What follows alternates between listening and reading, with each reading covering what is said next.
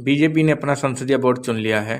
वो बोर्ड जो कि पार्टी के अंदर के सारे फैसले लेता है कि किस तरीके से पार्टी चलानी है। पर कांग्रेस बहुत दिनों से अपनी लीडरशिप को लेकर कंफ्यूज है और आज हम बात करेंगे कांग्रेस के वो बड़े नेता जो बीजेपी को टक्कर दे सकते हैं और बीजेपी को धूल चटा सकते हैं। उन लीडर्स के बारे में बात करेंगे। तो कांग्रेस की जो लीडर्स हैं उनके नाम हैं मुकुल वासनिक, सचिन पायलट, दिग्विजय सिंह, मनीष तिवारी, अजय माकन, आनंद शर्मा, जयराम रमेश, मिलिंद देवड़ा, मल्लिकार्जुन खड़गे, कमलनाथ और राहुल गांधी। तो आज हमने इन लीडर्स को लिया है जो कि इनकी संसदीय बोर्ड में होने चाहिए और हम बताएंगे कि क्यों किस व्यक्ति को कौन सा पद दिया जाना चाहिए कांग्रेस बीजेपी को हरा सके। सबसे पहले हम बात करेंगे कांग्रेस के अध्यक्ष के पद की। पद में कांग्रेस के अध्यक्ष के ऊपर इनको मुकुल वासनिक को लेना चाहिए।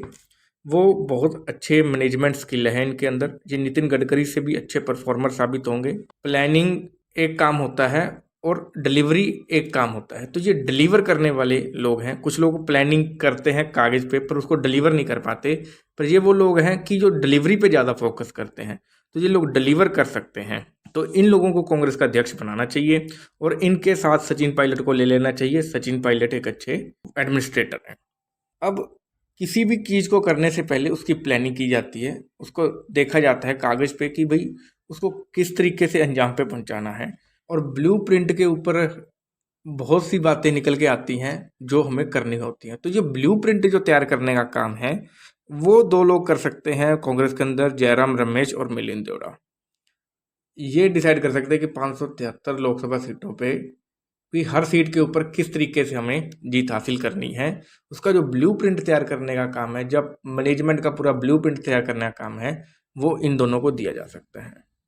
फिर जब बहुत बड़ा संगठन होता है तो बहुत सारे इश्यूज होते हैं और इश्यूज को नेताओं की आपसी लड़ाई झगड़े होते हैं। तो उस काम के लिए हम दो लोगों को रिकमेंड कर रहे हैं। वो उसके लिए राहुल गांधी को और कमलनाथ जी को।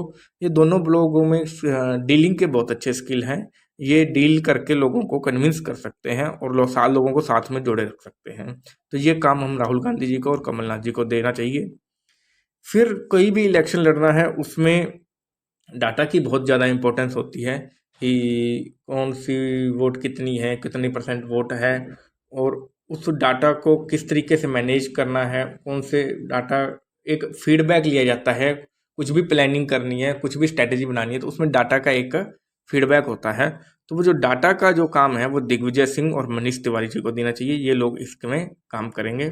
फिर कोई भी पार्टी जब इलेक्शन में उतरती है तो उसको एक घोषणा पत्र बनाना चाहता है और जो घोषणा पत्र होता है वो उसमें ये देखा जाता है कि लोगों की डिमांड क्या एक्सपेक्टेशन है।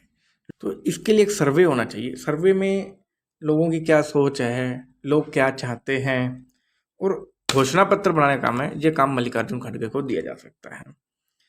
तो एक चीज़ और रह जाती है इलेक्शन जीतने से पहले, वो चाहिए होता है परसेप्शन। कोई भी आदमी वोट देता है, जैसे कुछ लोग बीजेपी को वोट देते हैं, वो कहते हैं यार हिंदूवाद है, हिंदुओं की है। तो ऐसे कुछ ना कुछ परसेप्शन होता है। कोई भी आदमी वोट देता है तो वो परसेप्शन के बेस पे भी देता है। तो वो परसेप्शन जो बनाने का काम है वो काम जो है अजय माकन, आनंद शर्मा और सलमान खुर्शीद, इन तीनों में से किसी दो को, एक को या तीनों को मिलके दिया जा सकता है। तो ये लोग परसेप्शन बनाने का काम करेंगे। तो इस तरीके से कांग्रेस में अब परसेप्शन बनाने वाले, प्लानिंग करने वाले, इम्प्लीमेंटेशन करने वाले, डाटा एनालिस्ट वाले सब लोग एक्सपीरियंस होल्डर हो गए हैं। तो इस तरीके से इनको अपना पार्टी चुननी चाहिए, बनानी चाहिए। धन्यवाद। बाकी किसी को भी अपने स्किल जानने हो तो वो हमारे इस ऐप के थ्रू अपने स्किल जान सकता है। इसमें इस तरीके से जैसे हमने इनके निकाल के दिखाए, इसी तरीके से आप अपने स्किल भी निकाल सकते हैं। और यदि नए लोगों को हायर करना है तो भी आप इस ऐप के थ्रू स्किल के अकॉर्डिंग हायर कर सकते हैं। धन्यवाद। तो डाउनलोड